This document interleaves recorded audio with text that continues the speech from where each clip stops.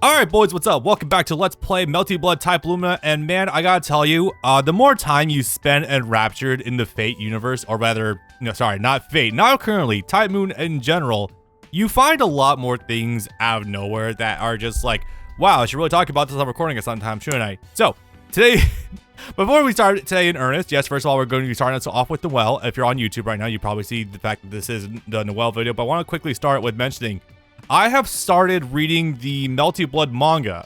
First of all, it's an okay read. I think it's the same artist who did the Tsukihime manga. Maybe. But my point being is that I'm finally getting to experience also the other missing Melty Blood characters. And it opens with Sion. You know, Sion, Eltonam, Atlasia. Someone from her institute's also in Fate Extra, funny enough. I'll have to talk about that more later on. But long story short, yeah, she's also like a famous staple of Melty Blood that goes back a ways. Now, here's a funny thing.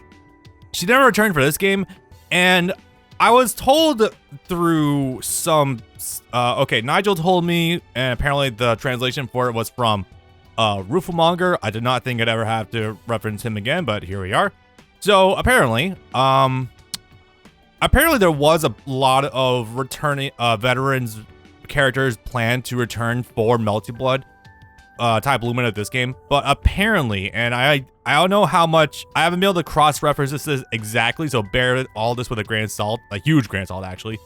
Apparently, Natsu said no to having them return because he still has like the overall IP rights holders, despite the fact that it goes through like a whole company. Said he wanted to use them for other Melty Blood stuff, or rather Tsukihime stuff, but he hasn't gone to it yet, so we just never got them. And I think that's ultimately why we still have an entire missing section on the character roster. It's also funny too because, you know, Sion is a guest character, quote unquote, in Unist, you know, Under Night, because French Bread made that game. It also made the original Melty Blood, obviously.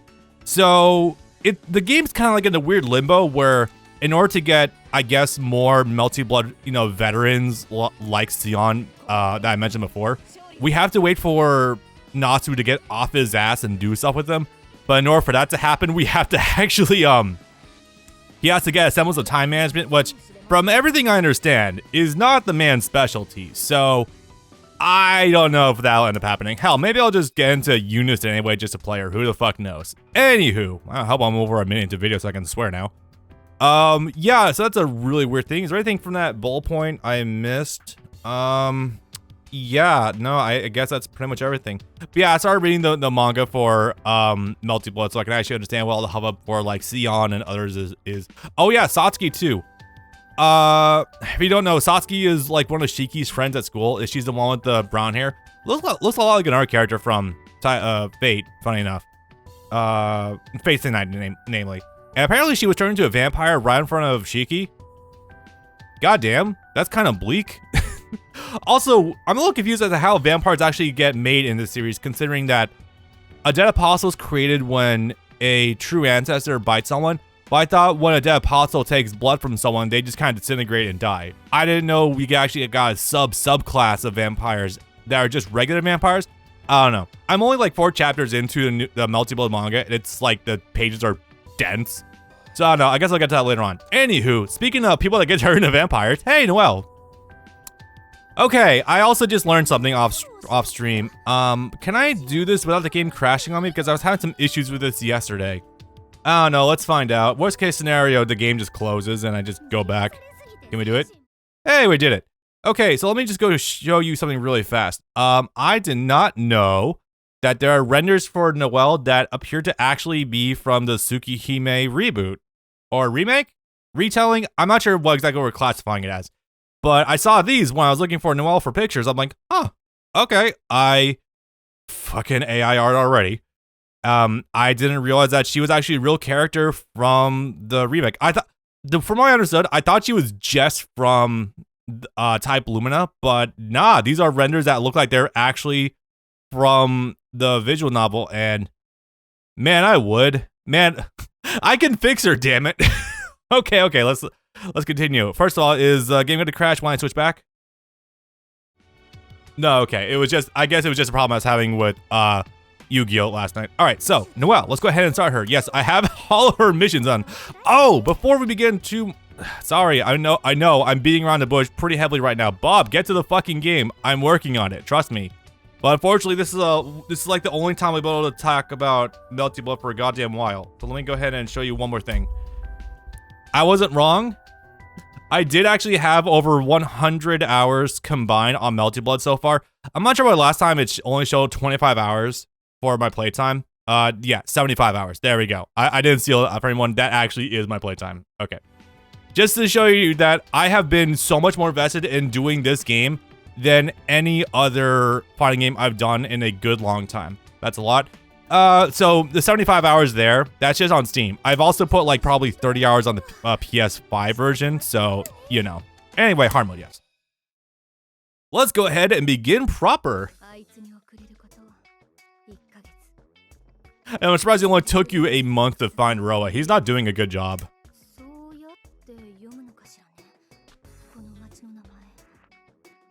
Does that actually have a name?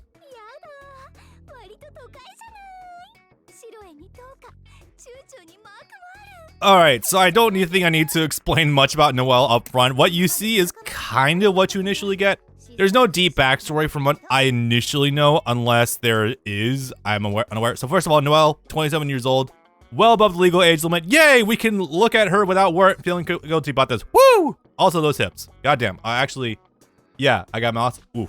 So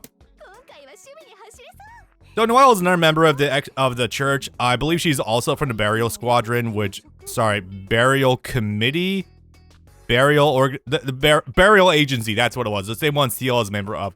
Where CL is very much an overachiever, has been alive for hundreds of years, and is a complete bona fide badass inside of the core.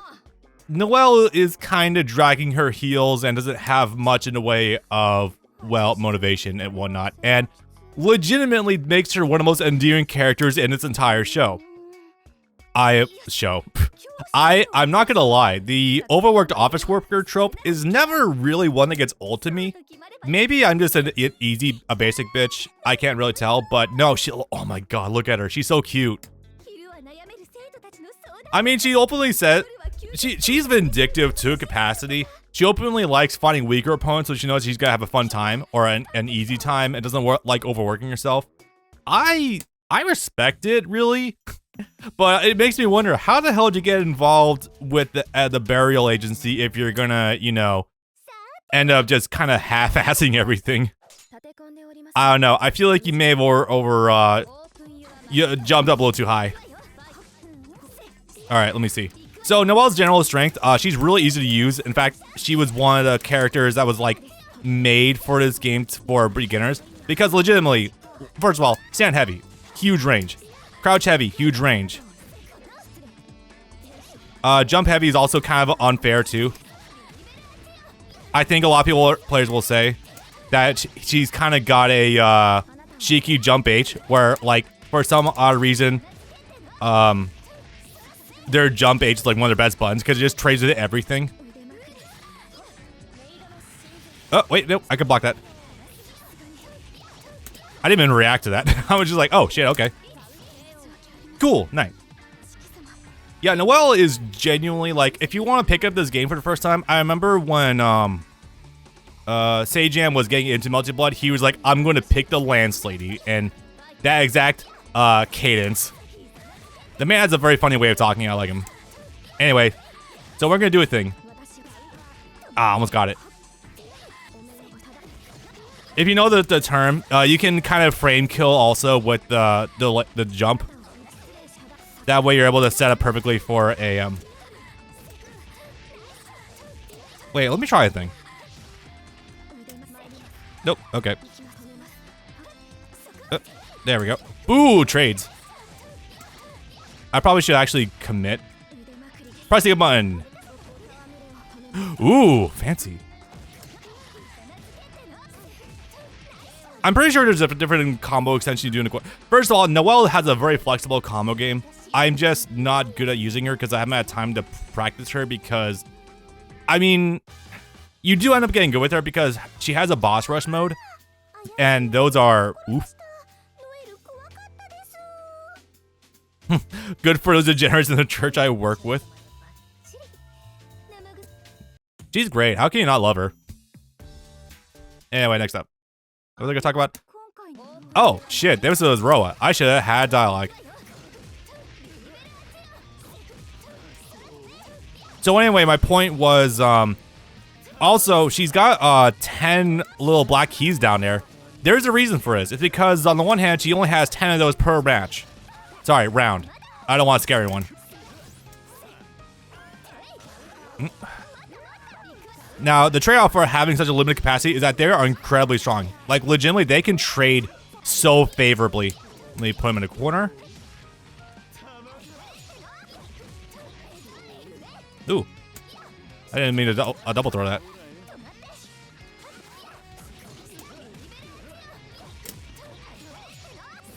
Ooh, I didn't know you could do that. I mean, that was the moon skill version for the dagger throw. Yeah, so whenever you toss out a knife, it's got such high priority. It will clang or beat out right almost every other projectile in the game. It leaves you massively plus on block. Ah, fuck. Like, no word of a lie. Apparently, like, just like every throw leaves you like super plus, or at the very least neutral. Oops. Also, yeah, your regular combo extender is just going to be the medium DP.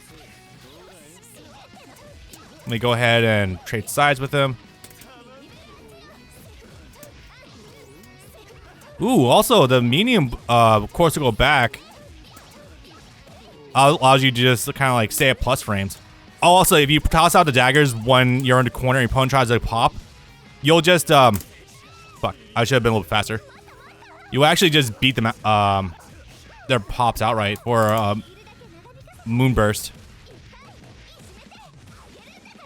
Is that death? Nah. Fucking bait. Again, she takes like this really nice step back whenever you go for the EX version. I need a raise. You probably do.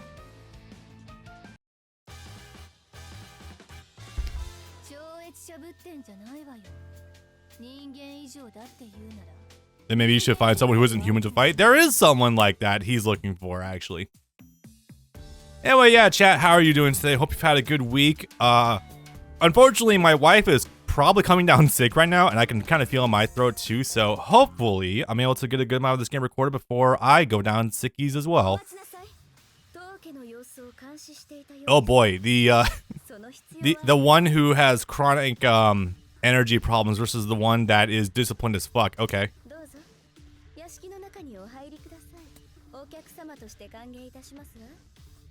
Let me get some dialogue going here. Did you just say you agree?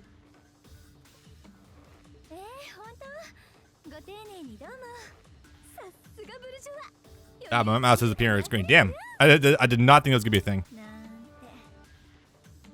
Alright, what are talking points I want to go over really quickly? Oh, yeah, so one thing I was talking about this a little bit last time, but yes, I am playing this game on hitbox. That's why, you know, you can probably hear the tapping of my buttons whenever I'm doing stuff. Now, I kind of explained before that it's good for doing easy inputs, but also, like, I have to deal with some decent hand pains. Not, like, horrible or anything. They're not there if I don't overexert myself, but, like, playing this game on pad with the frequent directional inputs, it can be kind of killer on your thumbs. I tried this on the PS5 with even with the PS5's really good D-pad.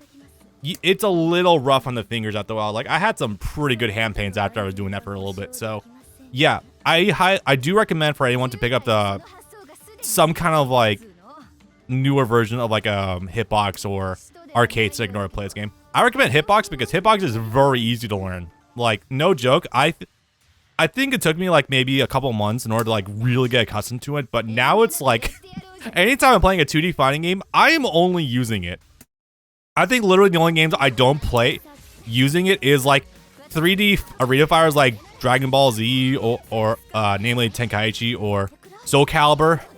Anything that requires more exact inputs. Ooh, I'll take those. All right, let's go for a 50-50. Nice. Go low. Ooh. Yo. Yeah, I literally just made up that combo, by the way. Let's try with an overhead. Ooh, backdash to it. Backdashing also has full iframes. Not all the way through, but like from the beginning of it to like maybe midway through. Okay. So one thing also about fighting Aki, if you're having trouble in the matchup, is that she has some serious like she's great at area denial, but she's not great at challenging from a distance. So if you have projectiles like Noel does, you can kind of fuck her up. I think I've heard that Aki is like in a top 5 in the game right now. Let's try this. Ah, too far. Okay, so that's a good corner option. That's a weird confirm, but we take those. You can also, I don't know what I just did. I tossed a dagger downwards. All right, let's go. Okay. I don't remember if that one is low or not. Okay. Just go full. Fuck. Oop. I don't know where she's going. That is not real at all. Oh, shit. Yeah, literally jump heavy. You could. So it's great as an approach because of the huge downward hitbox and also the fact that you can charge it so you can alter your timing. Really strong. Oh, I didn't win yet. Fuck. Hang on. Let's be stupid. Oh, fuck. Lol. There's something I really need to experiment with. That was actually kind of dope. Right, let me explain what just happened. So there are multiple system mechanics you can pop anytime during a match. You know, obviously you've seen Blood Drive, you've seen Moon Drive. But that being said, I don't know the exact differences between all of them. I don't know how to pop Blood Drive namely. So I have this one. Oh wait. Let's try. Fuck. I was thinking I was gonna be Q do a throw. Okay. It's a command grab. That's what makes Akiha really strong. The fact that she can threaten with a really strong grab at any time. Damn. I almost walked with that one too. Unfortunately, yeah, Akiha is really strong up close. Alright, one more try. If I could make it out of any of these without using a continue, that'd be fantastic. Also, amazing law is that one. Hang on, I need to actually focus. Ah, maybe might be able to make this a cool corner. Yep, there we go. Do this. Nope. Let's be funny. Fuck. There we go. All right, definitely gonna do a burst. Or not, somehow. Hey, I'll take it. You know, like they say, we take those. Did I get perfect? I fucking perfected her just now. Okay. Let's try light. Nope. Okay. Okay, we'll take those. Yeah, literally, you can get away with just kind of mashing medium with her, and you'll get good results. There we go. What's the EX move she has out of the air again? Fuck, I forget. I would like to have practiced her a little more this week, but unfortunately, this week was for me at work was a little bit crazy, so I didn't get a chance to do much. Wait. I was just thinking to myself, maybe I can do the funny trick.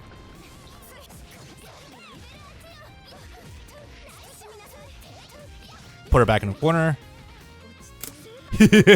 Fuck you. I knew. Okay, again, one thing you could do to just completely like rob games from the AI at any given point in time. Just remember, the AI is extremely greedy. They'll often wake up buttons, pop, moon's burst, or something else.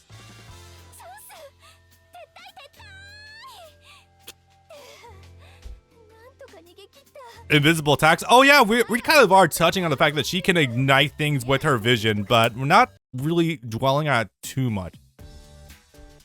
Okay, I talked about Akira last time. I don't have to worry about her too much. Oh, it's funny that Noel doesn't really have much in the way of like noteworthy stuff that I can even go over really. Anyway, hi Dante's. Oh boy, this might be hard. Yep. Nope, that was too far.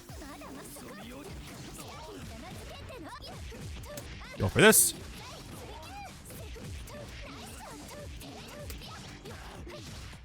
How much I was doing there. Okay. Well, I guess one thing I will say that I haven't really... It's always been on my mind, but I never really had a chance to talk about much. It's the fact that the game's actually... And maybe I'm just thinking about this more since Dragon Ball FighterZ just got a massive, crazy balance patch for Combo City, practically. Is the fact that the game's never really reliant on, like, doing crazy, like, 2-touch combos. Optimal combos in this game will be, like, maybe 3-touch.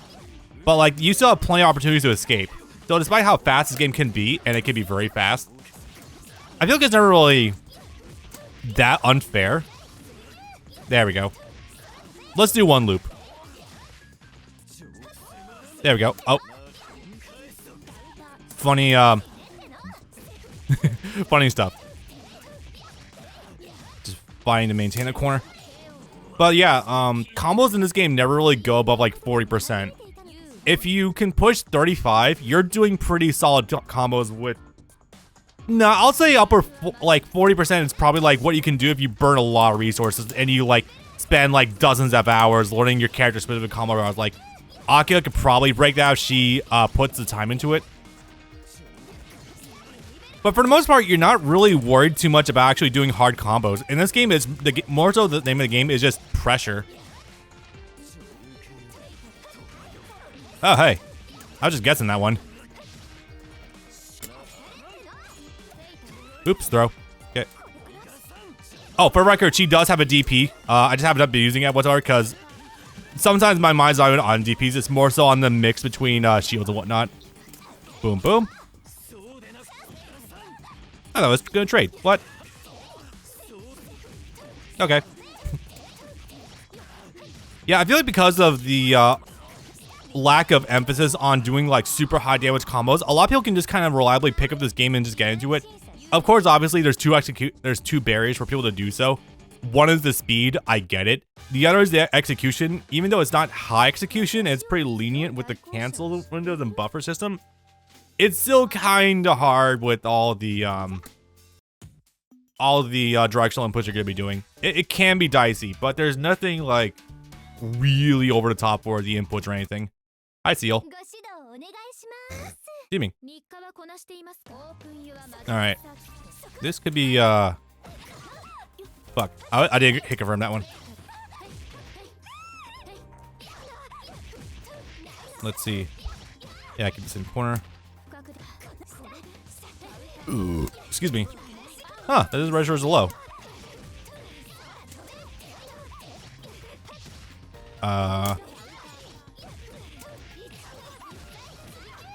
Oh yeah, this is good. Definitely good moonburst. Fuck. I'm letting her get away with murder. Hey, that was a fucking safe jump. Oh my god. Actually crazy. Oh, she did blood burst, I guess. Fuck. Again, I'm still... That's a weird thing. I feel like I've gotten pretty substantial at the basics of this game, but I'm still kind of rocky on trying to do like anything else. Let's see. Or like more specific mechanics, like, you know.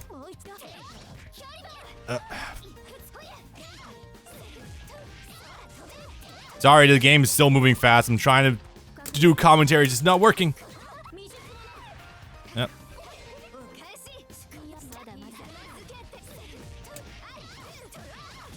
Alright. Got it. Now here's some things I can tell you I do know about. So, your moon gauge does kind of feed into your moon burst, obviously. However, something about it that does make it useful is the more fill your magic circuit is, you know, your actual meter, the longer it'll last and the more blue health you'll be able to recover. That's also one of the benefits of it too.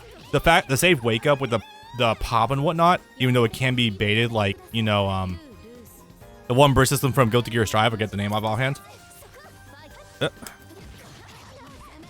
But it does create a nice, like, risk-reward system. Fuck, just a little outside my range.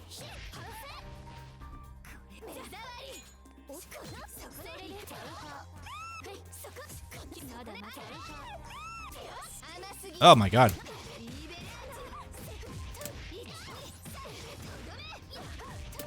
I'll just take the damage, it's fine. That's a lot of damage, actually, shit. 43? Not bad. I know I said that doing this much damage isn't exactly normal, or 40% is like more normal, but that's more like if you don't invest like meter or a lot of significant resources. Yeah, there we go. There you go.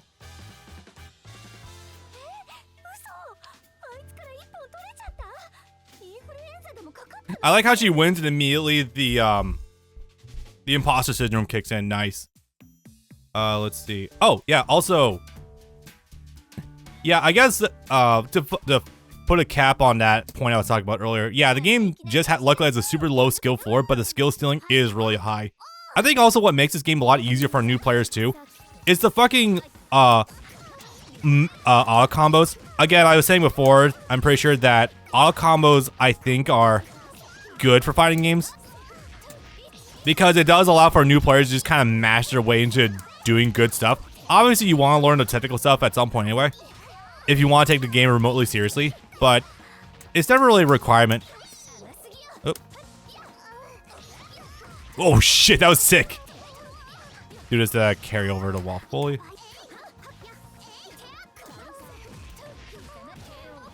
There we go. Another perfect. Yeah, hard mode in this game is like either feast or famine. You're gonna get 2-0'd or you're gonna get 2-0 someone else. Sometimes the game literally is just down to coin flips. I know someone could use that as a means of like belittling fighting games and everything, but nah, it's all about minimizing the risk involved. Shit. I'll take it. By the by, Miyako, I think I saw has like the second highest health in the game or something. So despite her diminutive stature and the reputation she has for being a crazy mix-up monster, that is real though. She's got like a monstrous HP pool to counteract it. And of course, obviously, the reason why she's got the huge HP pool is because, like, she has a hard time getting in. Because, again, she doesn't really have, like, projectiles or anything to kind of force her way in or anything. Alright, I need to make some decisions. That's very funny. There we go. Try this. Nope. However, I can use that. Okay. God, stand medium with her is so good. She's flexible too. God, I need to stop thirsting over Noel so much right now.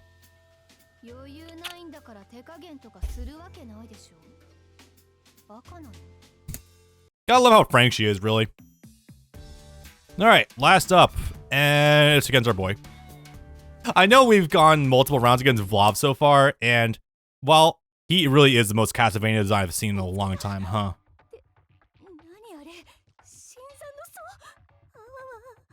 You know, it's funny. I think she was originally trying to go after, what was his name? Roa? But I guess she just ended up finding, Vlav by mistake.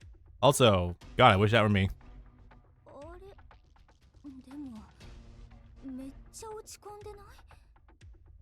Sure doesn't feel as threatening as a dead apostle. Oh, man. That's sad. Again, Vlav, I feel like, is a great idea for a character because he's, like, trying so hard to fight against the nature of himself because his natural, like, setting is just cold and, like, his dominion is over the cold, but he doesn't want that. He wants to maintain his humanity somewhat, and by maintaining heat, instead. I guess the way he gets the heat also is just by blood and whatnot. Oh yeah, still very funny thing that he's voiced by Kaiba, which does explain a few things.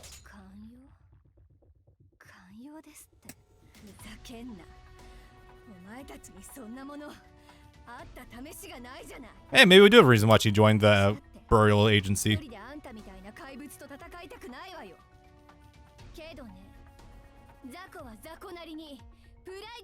Listen, Noel, you got 10 shots. They can absolutely destroy anything.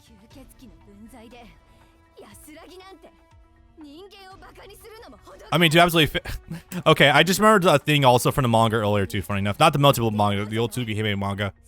Someone was positing, I think it was CL or someone else, that given the nature of vampires, you think that in like maybe a month or two, vampires would just become the entire human race if they just kept spreading that way.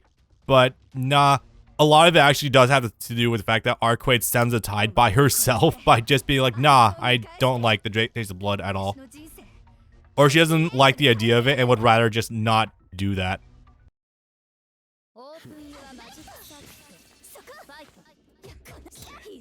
Although it's funny to think that, theoretically, a lot of Shiki's problems could all be solved if he became a dad possible anyway.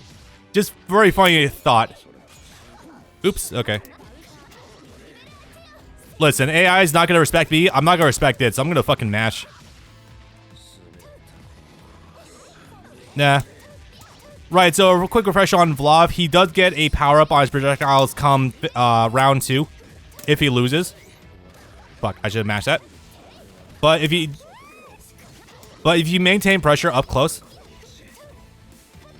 you don't really have to worry about that too much. Shit. Need to save my meter for the next round too. There we go.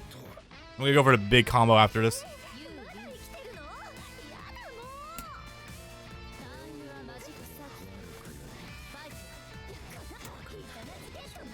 Alright, I got a funny one.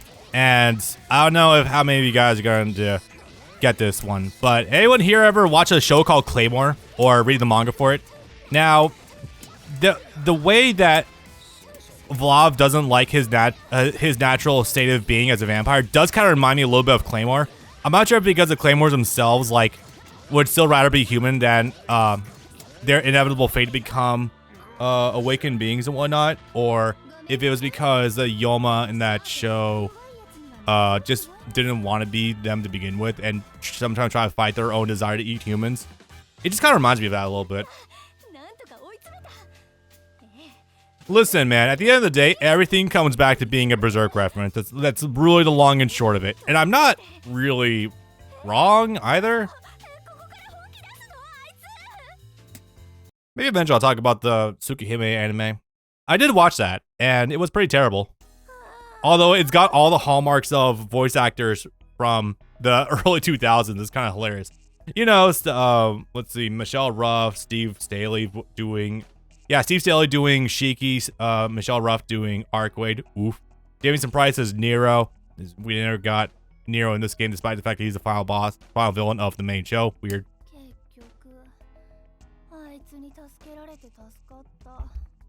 I just love how we do have the drips of condensation on the soda.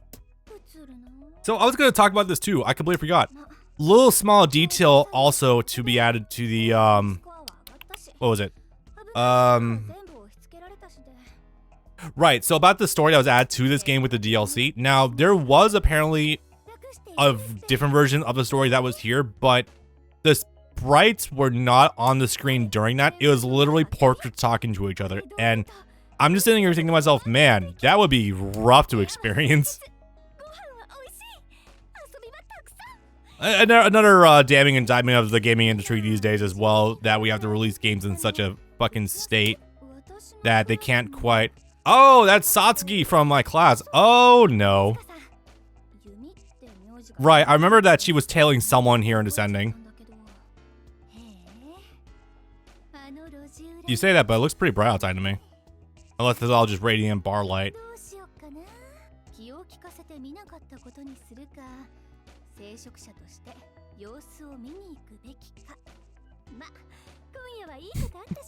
Following Satsuki into a back alley. Now, again, she was turned into a vampire literally in front of Shiki's eyes in one of the routes. I don't know. It's not in the manga. In fact, Satsuki barely has a presence in the manga whatsoever outside of barely dodging Nero destroying a building.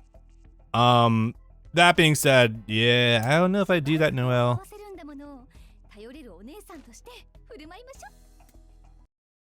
I wouldn't. Bad idea. But you guys will see more about that as we go forward. Sorry about this, Noel. Yeah. I don't know if the whole Dead Apostle Noel thing does come up in the what was it? Excuse me, Jesus Christ. I'm not sure if it actually comes up in the reboot manga necessarily. I'll have to look into that. Maybe that's an original thing to this game. All I remember is that Vlad here is definitely original to this game, which I guess is a fantastic transition into the next video. Great outro, Bob.